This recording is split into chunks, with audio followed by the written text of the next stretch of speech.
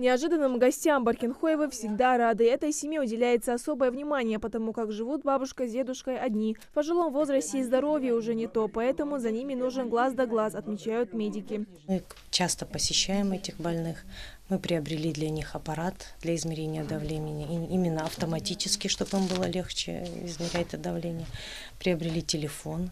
На этом телефоне записаны именно только наши номера, и поэтому в любое время мы им звоним, они нам звонят. На этом телефоне нету других номеров, поэтому им легче сразу этот номер набирает. Врачи местной поликлиники наведываются к ним чуть ли не каждый день, рассказывает бабушка Райшат. Приводят все необходимые лекарства и поддерживают добрым словом, что для них, стариков, немаловажно.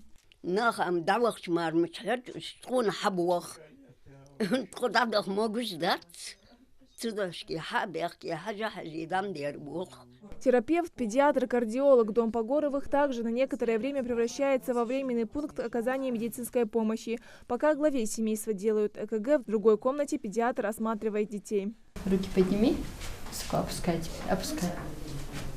6 детей, один из которых является инвалидом. В ходе осмотра ничего патологии выявлено не было. Ребенок наблюдается, ребенок-инвалид стабильно наблюдается в детской консультации.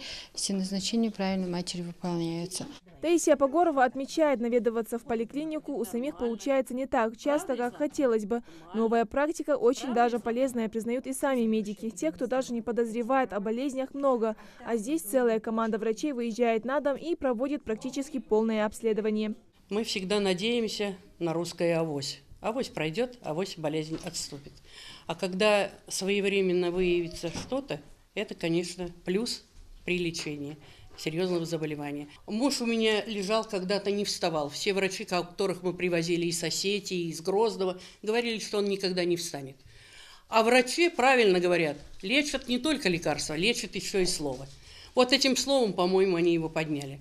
У семьи Котеевых сегодня тоже выдался больничный день. После обследования выяснилось, что у бабушки Зельмихи повышенное давление. Медики сразу же прописывают лекарства и советуют меньше переживать.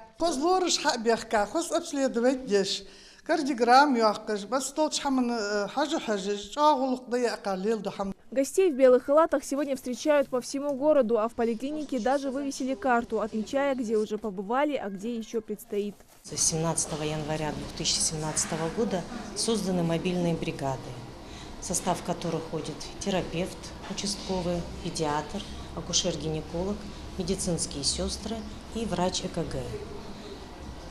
Мобильные бригады работают с 9 до 18 часов и делают тотальные подворовые обходы.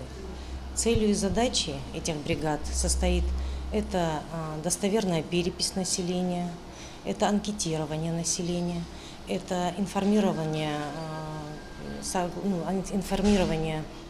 населения о том, что идет диспансеризация и отбор на диспансеризацию определенных лиц, подлежащих именно в 2017 году. Предупредить и предотвратить инсульт. С такой целью врачи поликлиники вышли на еще одну акцию. Медики прошлись по самой оживленной точке в городе. Раздали прохожим информационные брошюрки с номерами экстренной медицинской службы и инструкции, как уберечь себя от инсульта. Индира Манкиева, Майрбек Миржоев. Новости 24.